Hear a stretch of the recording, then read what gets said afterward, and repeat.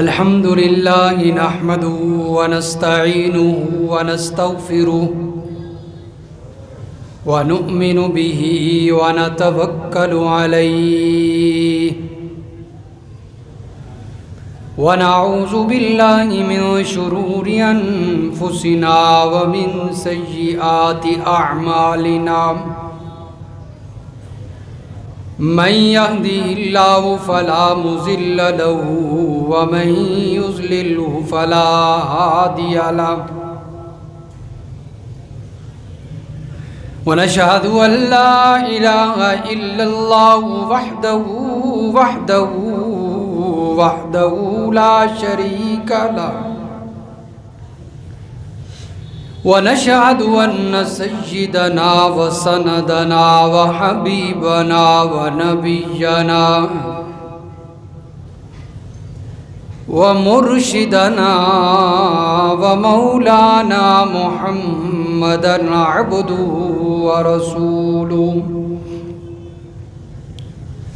المبعوث إلى الأسود والأحمر لتتميم مكارم الأخلاق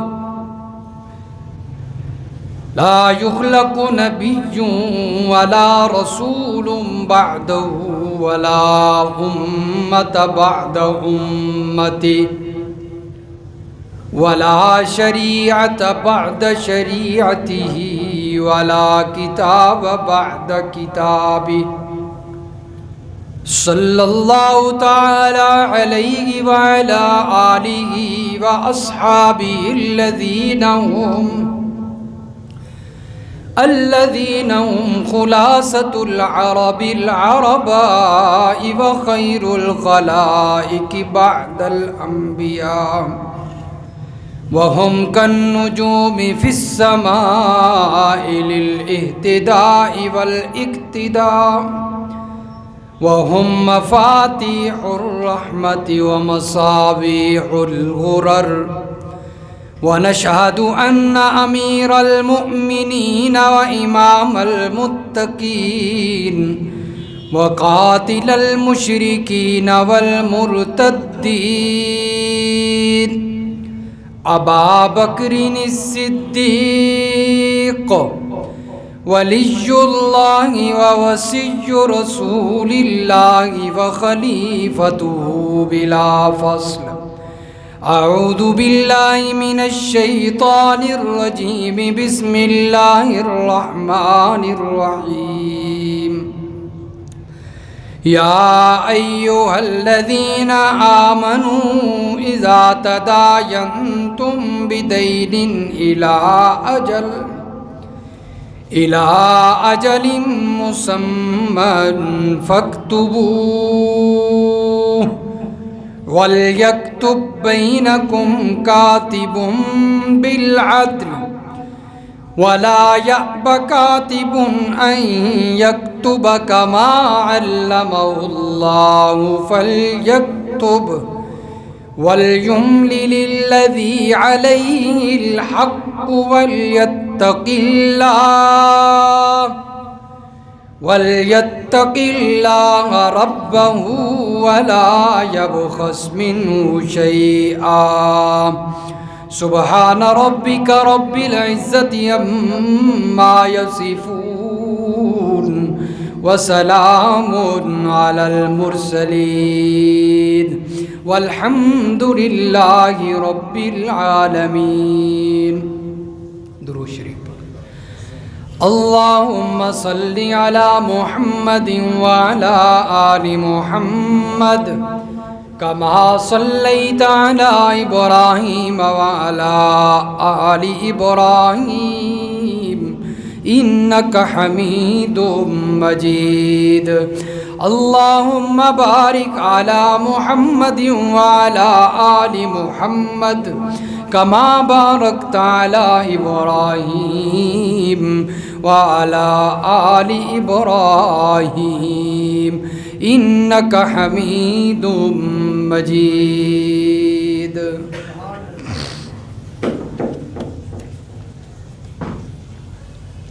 انتہائی واجب الاحترام محترم بزرگوں، عزیز دوستوں،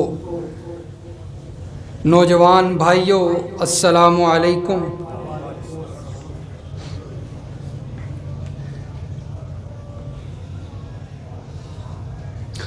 دین اسلام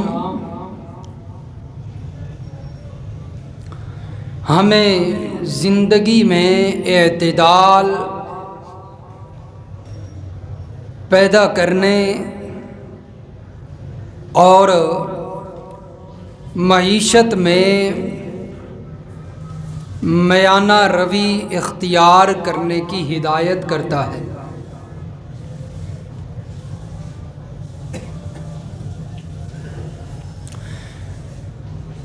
اس اعتدال اور میانہ روی کا تقاضا یہ ہے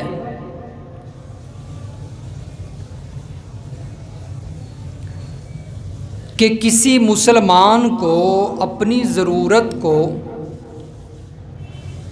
پورا کرنے کے لیے کبھی قرض لینے کی ضرورت پیش نہ آئے۔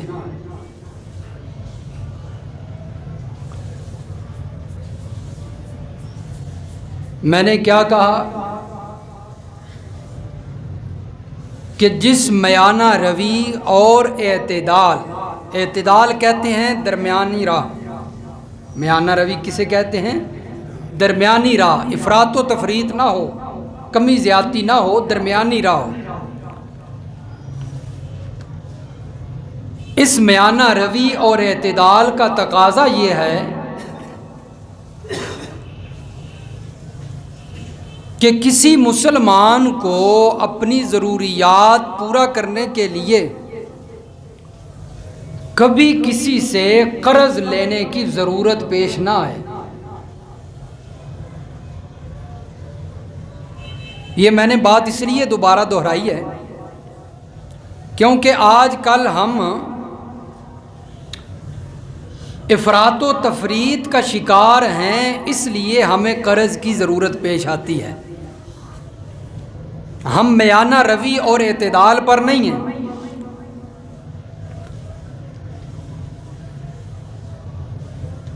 اگر میانہ روی اور اعتدال پر ہوتے تو کبھی مقروض نہ ہوتے، اور پھر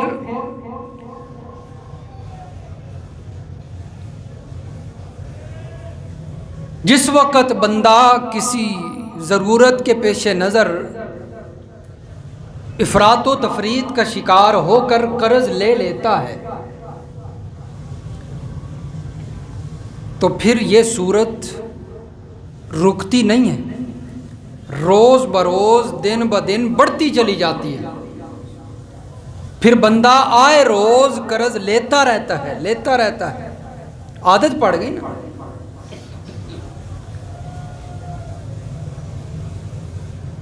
تو پھر وہ بہت زیادہ مقروض ہو جاتا ہے۔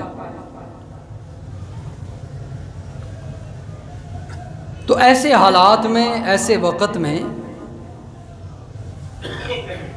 دوسرے مسلمانوں کا فرض بنتا ہے، حق بنتا ہے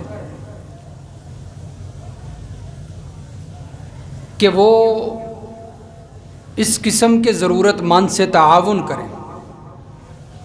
جو مجبوری کی حالت میں قرض لیتا ہے اور پھر بہت زیادہ مقروض ہو جاتا ہے، پھر بھی اس کی ضرورت پوری نہیں ہو رہی، تو ایسے شخص کے ساتھ دوسرے صاحب ثروت لوگ تعاون کریں، اس کی امداد کریں اور ضروریات کو پورا کرنے کے لیے بڑھ چڑھ کر حصہ لیں۔ اور وہ لوگ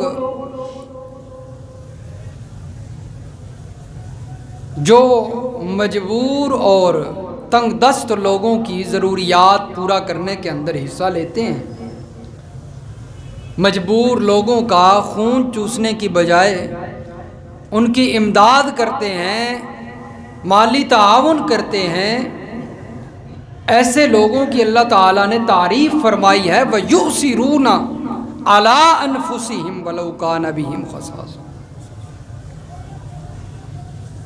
فرمایا یہ وہ لوگ ہیں جو اپنی جانوں پر دوسروں کو ترجیح دیتے ہیں۔ تو ایسے لوگوں کی اللہ تعالیٰ نے تعریف کی ہے قرآن میں۔ تو اس مالی تعاون کے اندر، مالی امداد کے اندر سب سے پہلا جو قرض ہے جو اس میں شامل ہے وہ قرض حسنہ ہے۔ کون سا قرض؟ قرض حسنہ، جس کا تذکرہ اللہ نے قرآن مجید میں بار بار ذکر فرمایا ہے۔ قرض کہتے ہیں کسی چیز کو کاٹنا۔ قرض کسے کہتے ہیں؟ کسی چیز کو کاٹ دینا۔ تو جو بندہ دوسرے کو قرض دیتا ہے، قرض حسنہ دیتا ہے، گویا اس نے بھی اپنے مال کا کچھ حصہ کاٹ کر اللہ تعالیٰ کی رضا حاصل کرنے کے لیے کسی مجبور انسان کو دے دیا۔ اسے کہتے ہیں قرض حسنہ، کہ دوبارہ واپسی کا ارادہ نہ ہو بلکہ اللہ کی رضا کے لیے اپنے مال کا وہ حصہ کاٹ کر اسے جدا کر کے دوسرے مجبور بھائی کو دے دیا، اور اس کا مقصد اور نیت یہ ہے کہ اللہ تعالیٰ مجھے اس پر اجر و ثواب دیں، میرے گناہوں کو معاف کر دیں۔ اور یاد رکھیے، کسی کو قرض حسنہ دینے سے مال کے اندر کمی نہیں آتی، مال کم نہیں ہوتا۔ اگر آپ اللہ کے راستے میں کچھ خرچ کر دیں گے تو اس سے مال کم نہیں ہوگا، بڑھے گا۔ چنانچہ اسی قرض حسنہ کی اللہ تعالیٰ نے قرآن مجید کے اندر تعریف کی اور اجر و ثواب کا ذکر فرمایا۔ یہ ایک مقام ہے سورۃ البقرہ کا اور آیت نمبر 245 ہے۔ رب العالمین فرماتے ہیں من ذا الذی یقرض اللہ قرضا حسنا فیضاعفہ له اضعافا کثیرا۔ فرمایا کون ہے جو اللہ تعالیٰ کو قرض حسنہ دے، اللہ کو قرض حسنہ دے۔ اللہ کو تو قرض کی ضرورت نہیں ہے نا، تو اللہ تعالیٰ کو قرض حسنہ دینے کا مطلب یہ ہے اللہ تعالیٰ تو ضرورتوں سے پاک ہے، اللہ تو حاجت روا ہے، وہ محتاج نہیں ہے۔ تو اللہ کو دینے کا مطلب یہ ہے کہ اللہ کے راستے میں دینا اور اللہ تعالیٰ سے اجر و ثواب کی امید رکھنا۔ اللہ کو قرض حسنہ دے فَيُضَاعِفَهُ لَهُ أَضْعَافًا كَثِيرًا، اللہ فرماتے ہیں میں اس کے لیے اضعافاً کثیرا، اس قرض کو دگنا کر کے واپس لوٹاتا ہوں، بڑھا کر واپس لوٹاتا ہوں۔ واللہ یقبض ویبسط، اور کبھی یہ خوف نہ کرنا کہ میں قرض حسنہ دوں گا، اللہ کے راستے میں خرچ کروں گا، میرا مال کم ہو جائے گا۔ فرمایا مال کو کم کرنا، زیادہ کرنا، یہ اللہ کے قبضے میں ہے۔ یہ کس کے اختیار میں ہے؟ اللہ کے اختیار میں۔ وہ مال کو کم نہیں ہونے دے گا بلکہ بڑھا دے گا۔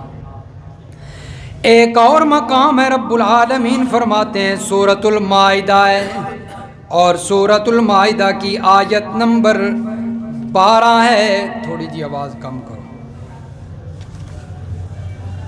اور پارہ نمبر 6 ہے، سورۃ المائدہ آیت نمبر 12۔ رب العالمین فرماتے ہیں وَأَقْرَضْتُمُ اللَّهَ قَرْضًا حَسَنًا، فرمایا تم اللہ تعالیٰ کو قرض حسنہ دیتے ہو، جس کی وجہ سے رب العالمین تمہارے گناہوں کو معاف کر دیتے ہیں، تمہارے گناہوں کو معاف کر دیتے ہیں۔ اور سورۃ الحدید ہے، سورۃ الحدید کی آیت نمبر 11 ہے، پارہ نمبر 27 ہے۔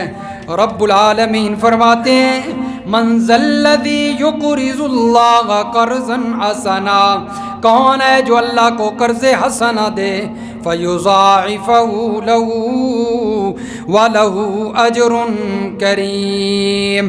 اللہ فرماتے ہیں جو میرے راستے میں میرے لیے قرض حسنہ کسی کو دیتا ہے، میں اس کے مال کو بھی دگنا کر دیتا ہوں اور عزت والی روزی عطا کرتا ہوں۔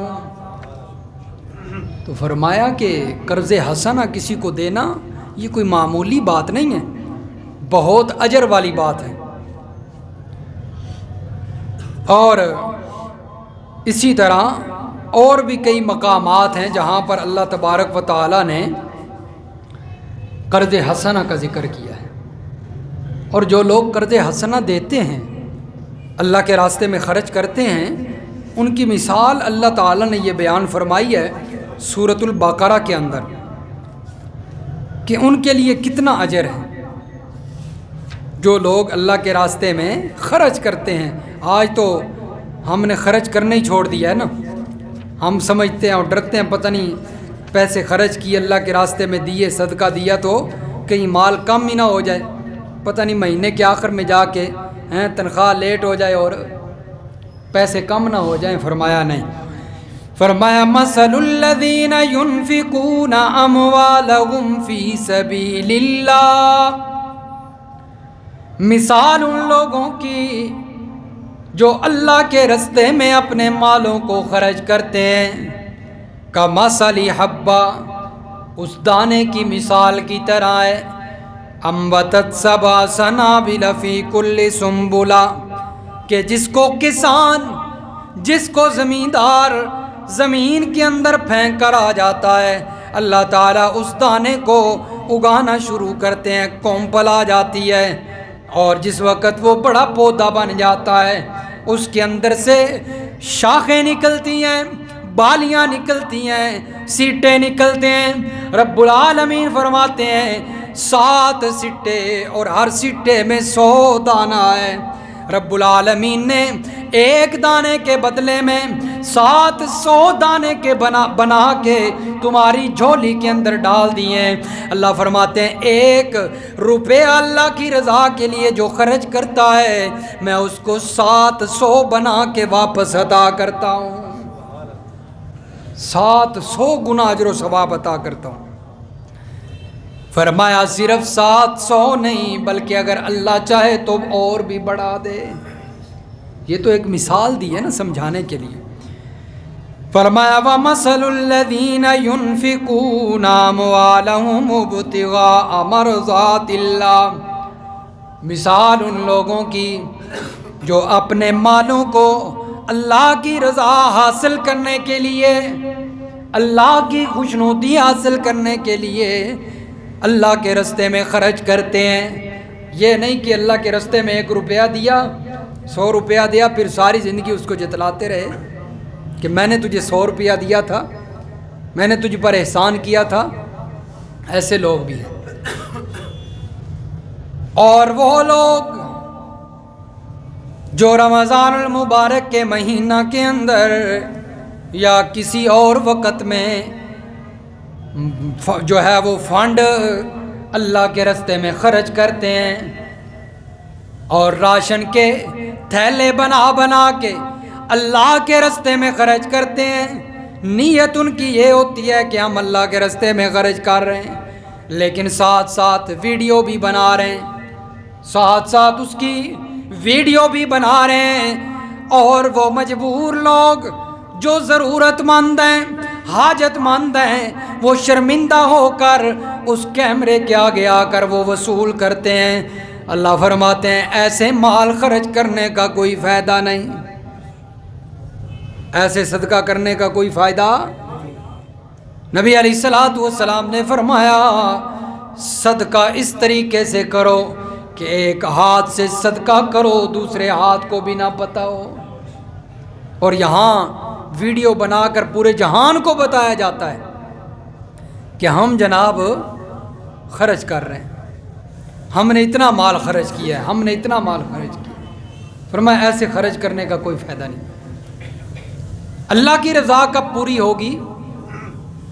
فرمایا وہ اس وقت پوری ہوگی جب خفیتاً لوگوں کو دو، ضرورت مند حاجت مند لوگوں کے گھر میں جا کر ان کو دو، پھر فرمایا اللہ کی رضا پوری ہوگی۔ یہ نہیں کہ ان کو بلا کر کیمرے کے سامنے ان کو بھی شرمندہ کرو۔ فرمایا اموالہم ابتغاء مرضات اللہ، وہ کہتے ہیں نیکی کر تے دریا میں ڈال، نیکی کر دریا میں ڈال. وہ یہی ہوتا ہے کہ بندہ ادھر سے تھیلے بھی دے رہا اور ادھر سے ویڈیو بھی بنا رہا ہو, دیکھو جی میں خرچ کر رہا ہوں, میں نیکی کر رہا ہوں. اس نیکی کا کوئی فائدہ نہیں. فرمایا فائدہ تب ہوگا جب خفیہ دی ہو. فرمایا جو بندہ اللہ کی رضا کے لیے محض اس کا یہی مقصد ہے اور کوئی مقصد نہیں, اپنے مال کو خرچ کرتا ہے, اس کی مثال اس باغ کی طرح ہے کمثل جنت بربوۃ اصابها وابل, جو اونچے ٹیلے پر ہے, اونچی پہاڑی پر ہے باغ, اور فرمایا اصابها وابل, اسے تیز بارش پہنچتی ہے. اونچی جگہ پر ہے نا, تو جس وقت بارش ہوتی ہے تو اس پر زیادہ بارش کا اثر پڑتا ہے. فآتت اکلہا ضعفین, اور پھر جس وقت خوب اس نے پانی پی لیا پودوں نے بارش کا, اب دگنا پھل وہ اپنے مالک کو دے رہا ہے, دگنا پھل دے رہا ہے. فرمایا جو اللہ کے راستے میں اللہ کی رضا کے لیے خرچ کرتا ہے اس کی بھی مثال ایسی ہے کہ جس وقت وہ خرچ کرتا ہے اللہ اسے دگنا ثواب دیتے ہیں, دگنا اجر دیتے ہیں. فَإِن لَّمْ يُصِبْهَا وَابِلٌ فَطَلٌّ, فرمایا اگر تیز بارش اس باغ کو نہیں پہنچتی, کم از کم پھوار تو پہنچ جاتی ہے, ہلکی بارش تو پہنچ جاتی ہے, اور جس کی وجہ سے وہ دگنا پھل لے آتا ہے. تو اس لیے قرض حسنہ بہت اس کا اجر و ثواب ہے. اللہ کی رضا کے لیے کسی ضرورت مند کو مالی تعاون کرنا اس کا اور اس کی ضرورتوں کو پورا کرنا, فرمایا یہ کوئی معمولی بات نہیں ہے.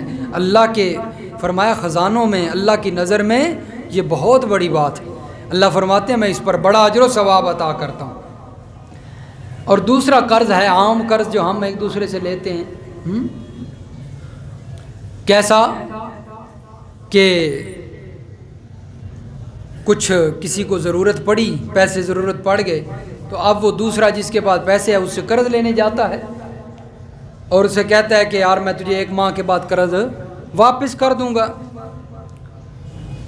تو وہ اسے قرض دے دیتا ہے. اب 1 ماہ کے بعد یہ اتنے ہی پیسے 1000 روپیہ لیا ہے, 1000 روپیہ اسے واپس کر دیتا ہے. اب یہ تنگ دست اتنا ہو گیا ہے کہ 1 ماہ کے بعد 1000 روپیہ واپس نہیں کر سکتا.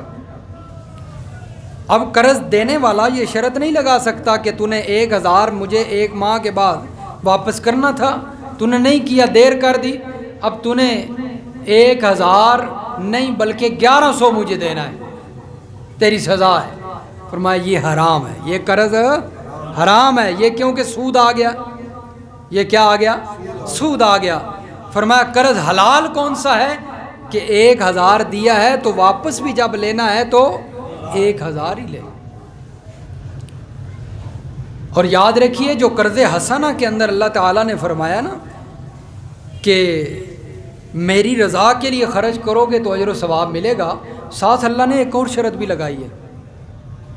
وہ شرط سنیں, قرآن مجید کے اندر اللہ نے ایک اور شرط بھی لگائی ہے کہ میرے راستے میں میرے لیے جو خرچ کرنا ہے وہ کیسا ہونا چاہیے, میں کیسا مال لیتا ہوں. فرمایا لن تنالوا البر حتى تنفقوا مما تحبون.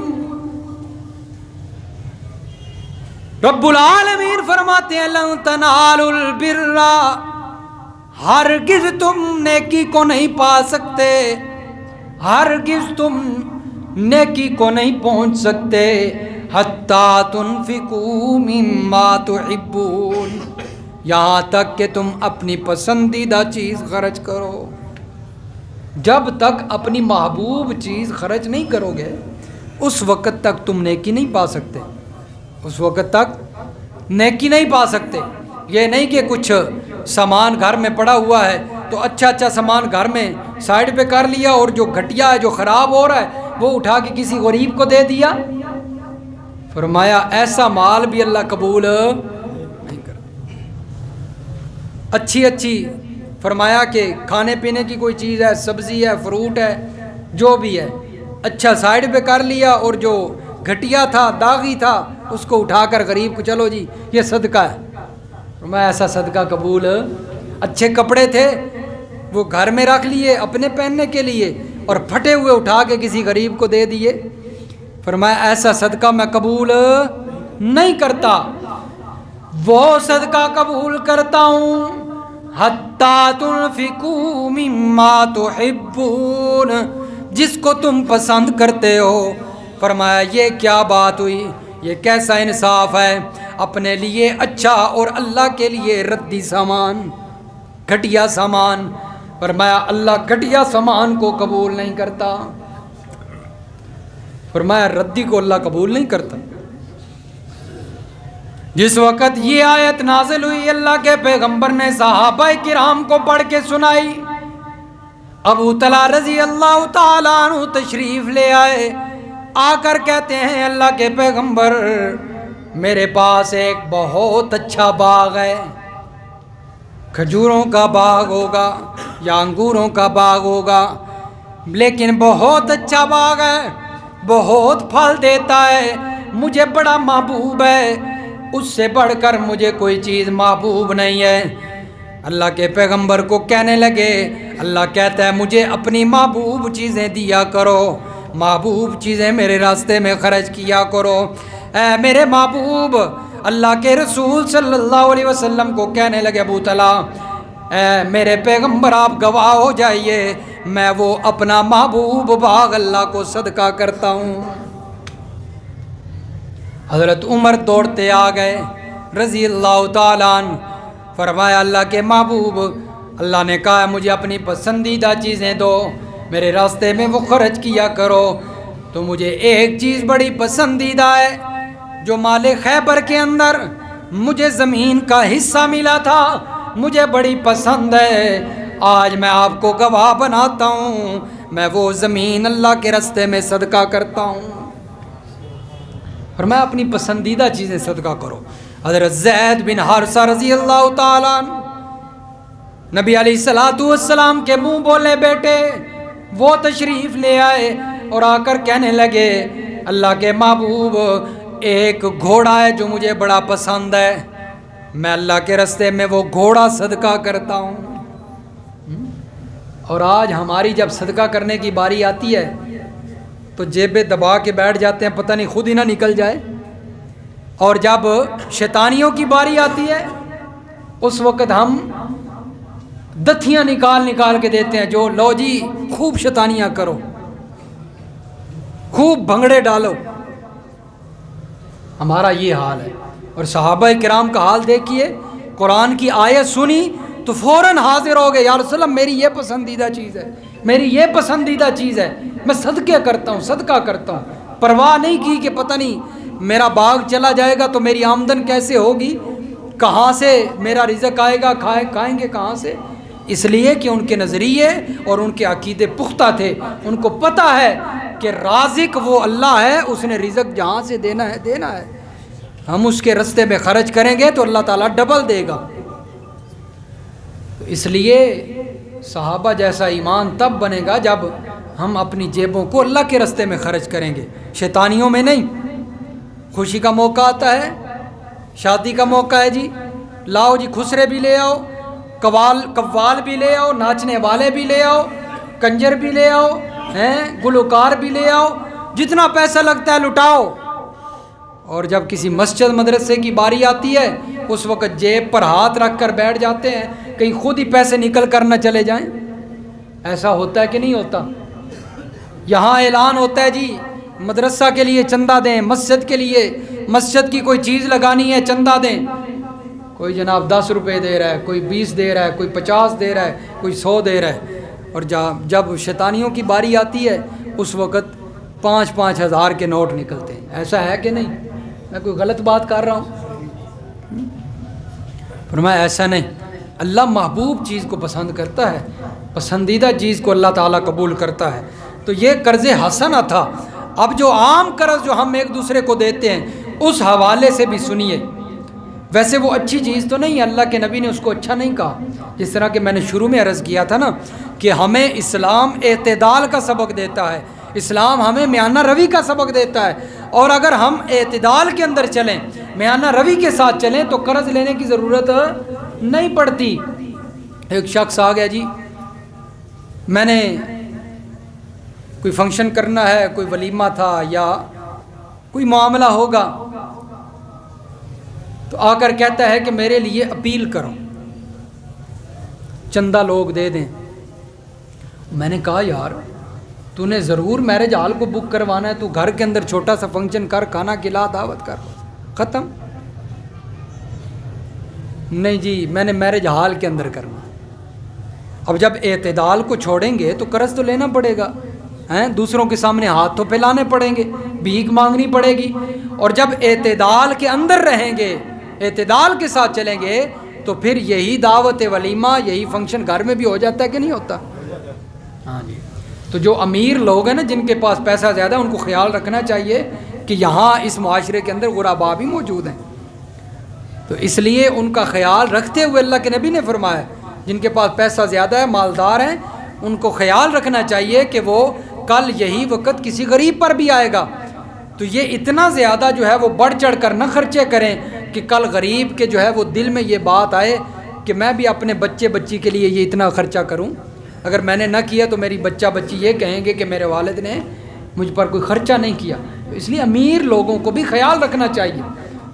تو فرمایا کہ اعتدال کے اندر رہیں گے تو قرض کی ضرورت پیش نہیں آئے گی، لیکن پھر بھی مجبور اتنا ہے بندہ کہ قرض لینا پڑ گیا، تو سب سے پہلا جو حکم ہے قرآن کا وہ کیا ہے؟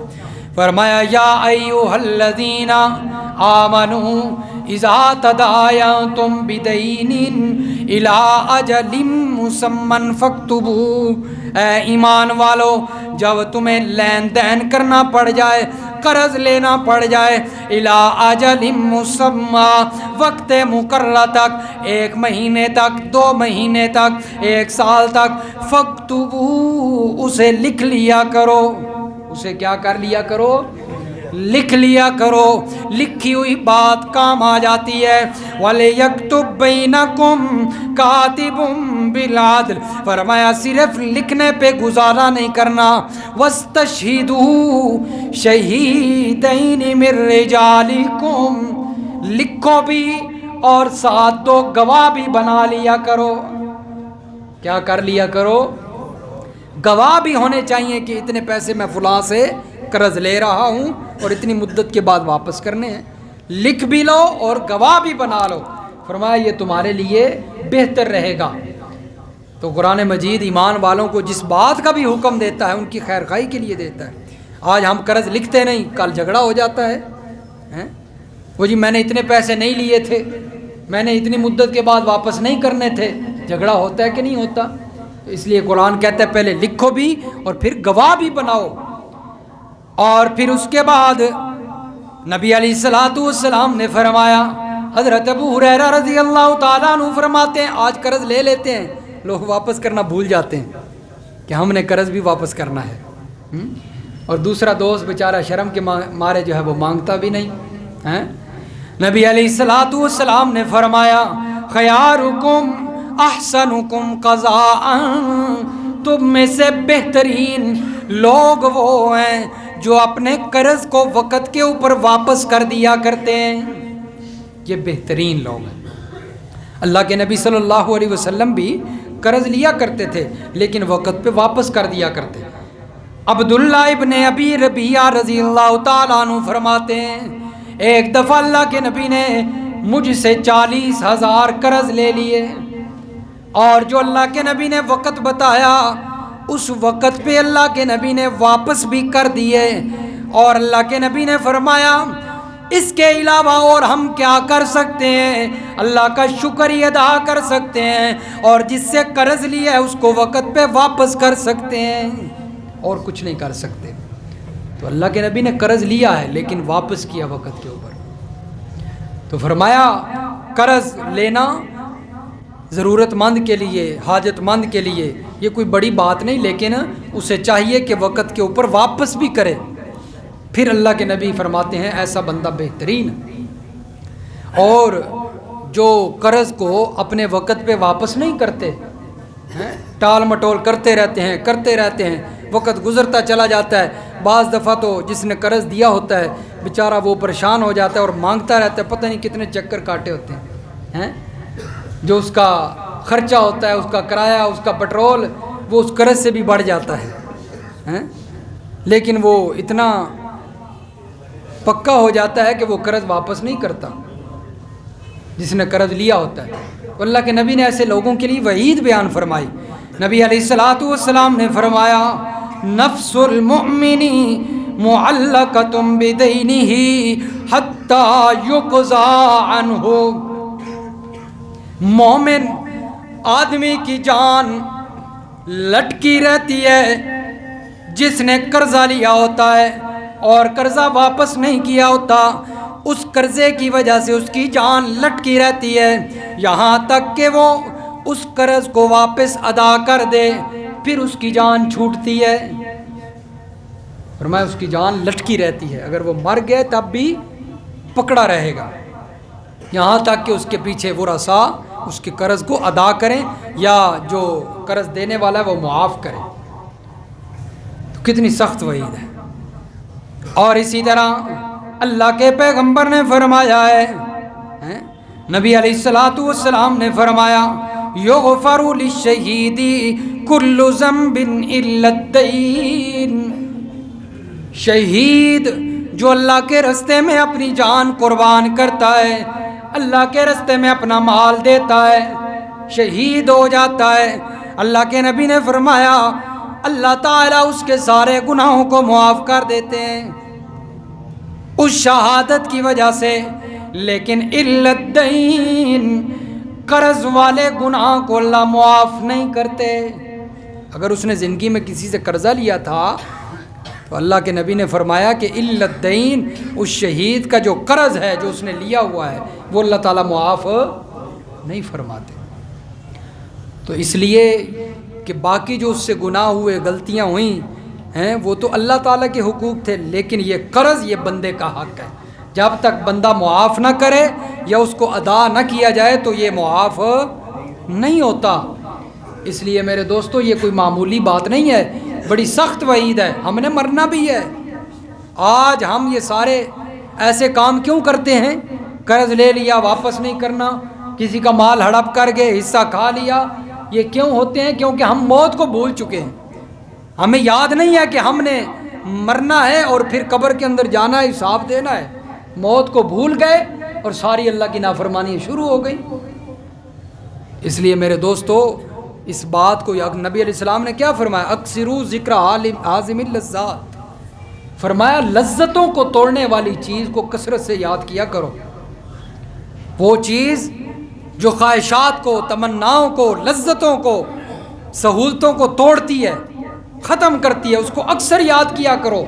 فرمایا وہ چیز ہے کیا؟ الموت، وہ موت ہے۔ موت کو کثرت سے یاد کیا کرو، پھر خواہشات کم ہو جائیں گی، پھر لذتیں کم ہو جائیں گی، پھر سہولتیں کم ہو جائیں گی، پھر ان کی فکر نہیں ہوگی، پھر یہ فکر ہوگی کہ میں نے مرنا ہے اور اللہ کو حساب کتاب دینا ہے۔ اسی طرح نبی علیہ الصلوۃ والسلام کے اور کئی فرامین موجود ہیں، اور ایک مشہور فرمان اللہ کے نبی کا کہ اللہ کے نبی اس وقت تک کسی کا جنازہ نہیں پڑھاتے تھے جب تک یہ نہ پوچھ لیتے کہ اس پر کسی کا قرض تو نہیں ہے۔ اگر تو کسی کا قرض ہوتا اس میت پر تو اللہ کے نبی فرماتے پہلے اس کا قرض ادا کرو پھر جنازہ پڑھاؤں گا۔ ابو قتادہ رضی اللہ تعالیٰ عنہ فرماتے ہیں ایک دفعہ میں اللہ کے نبی کے پاس بیٹھا ہوں اور ایک انصاری ہے، انصار میں سے ایک بندہ، اس کا جنازہ آ گیا۔ اللہ کے نبی پڑھانے کے لیے اٹھے، اللہ کے نبی نے پہلے پوچھا کہ اس پر قرض تو نہیں ہے؟ ابو قتادہ فرماتے ہیں میں بھی پاس کھڑا تھا، لوگوں نے بتایا کہ اس پر قرض ہے۔ اب اس کا جو خاندان ہے وہ غریب تھے، وہ کہاں سے قرض دیں؟ اللہ کے نبی نے فرمایا میں تو اس کا جنازہ نہیں پڑھاؤں گا جب تک قرض نہ ہو، ادا ہو جائے۔ تو ابو قتادہ فرماتے ہیں اللہ کے نبی کو میں نے کہا کہ یا رسول اللہ اس کا قرض میرے ذمہ آیا، میں اس کا قرض ادا کروں گا۔ اللہ کے نبی نے فرمایا پکی بات ہے؟ ابو قتادہ کہنے لگے جی ہاں یا رسول اللہ پکی بات ہے، میں اس کا قرض ادا کروں گا۔ پھر اللہ کے نبی نے جنازہ پڑھایا۔ اور آج ہمارا حال کیا ہے؟ پتہ نہیں کس کس سے کتنے پیسے لیے ہوئے ہیں، پتہ ہی کوئی نہیں۔ تو کون ادا کرے گا میرے دوستو؟ وہ قیامت کے دن تو اللہ نے پکڑ لینا ہے۔ نبی علیہ السلام نے فرمایا جب تک قرض نہ ادا ہوا جان لٹکی رہے گی، نہ آگے نہ پیچھے، کہاں جائیں گے پھر؟ اس لیے ابھی سے یہ ارادہ کر کے اٹھیں کہ جس سے قرض لیا ہوا ہے، جتنی وسعت ہے، جتنی طاقت ہے، اس کو آہستہ آہستہ واپس کرنا شروع کریں۔ موت کا کوئی پتہ ہے؟ پتہ نہیں یہاں سے بھی اٹھنا نصیب ہونا ہے کہ نہیں، اگلی سانس کا نہیں پتہ انسان کو، اور قرض جو ہے اس کے وعدے اتنے لمبے لمبے کیے ہوئے ہیں، تجھے 1 سال کے بعد دے دوں گا، 2 سال کے بعد دے دوں گا۔ اس لیے میرے دوستو یہ بڑا لمحہ فکریہ ہے۔ قرآن مجید نے اس کی طرف توجہ دلائی، اللہ کے نبی نے اس بات کی طرف توجہ دلائی، اور ساتھ آخر کے اندر یہ بات بھی سن لیجئے کہ اگر کسی کو قرض دیا ہوا ہے اس کے بارے میں اللہ کے نبی کا کیا فرمان ہے، قرآن کیا کہتا ہے؟ نبی علیہ الصلوۃ والسلام نے فرمایا، اللہ کا قرآن کہتا ہے کہ اس کو مہلت دے، اگر وہ بندہ تنگ دست ہے، وَإِنْ كَانَ ذُو عُسْرَةٍ فَنَظِرَةٌ إِلَىٰ مَيْسَرَةٍ، اگر تو وہ تنگ دست ہے، بیچارہ قرض نہیں دے سکتا، تو فرمایا اس کو مہلت دو، فَنَظِرَةٌ إِلَىٰ مَيْسَرَةٍ، اس کو آسانی کے وقت تک مہلت دے دو، یار ٹھیک ہے تیرے پاس اور وقت ہے، جب تیرے پاس پیسے ہوئے دے دینا، وَأَن تَصَدَّقُوا خَيْرٌ لَكُمْ، اور فرمایا بہتر یہ ہے کہ تم اسے معاف کر دو، اگر اس کے پاس پیسے نہیں، وہ تنگ دست ہے، مجبور ہے، تو اسے معاف کر دو، اور فرمایا یہ بات بہتر ہے، وَأَن تَصَدَّقُوا خَيْرٌ لَكُمْ إِن كُنتُمْ تَعْلَمُونَ، اگر تم جان لو نا کہ قرض معاف کرنے کا کتنا اجر و ثواب ہے، فرمایا کہ تم بہت بڑا بھی قرض ہو تب بھی کہو یار تجھے معاف ہے، ان کنتم تعلمون، اگر تم اس بات کو جان لو۔ اللہ کے نبی نے بھی یہی بات فرمائی، فرمایا جو بندہ کسی انسان کو، مقروض کو مہلت دیتا ہے نا، چل یار ٹھیک ہے تیرے پاس 1 مہینہ اور مہلت ہے، تیرے پاس پیسے نہیں، اللہ کے نبی نے فرمایا کہ جو بندہ کسی کو مہلت دیتا ہے، اللہ تعالیٰ اس کے جتنے بھی دن مہلت کے ہیں، جتنے بھی اس نے دن دیے ہیں، ہر دن کے اندر اس قرض جو اس نے دیا ہوا ہے اتنے صدقہ کے برابر ثواب عطا فرماتے ہیں۔ گویا وہ روز اتنا صدقہ کر رہا ہے جتنا اس نے قرض دیا ہوا ہے، جب تک وہ کسی کو مہلت دیتا رہے گا۔ تو اس لیے میرے دوستو یہ بڑی قیمتی باتیں ہیں، اللہ تعالیٰ سمجھ نصیب فرمائے، عمل کی توفیق عطا فرمائے۔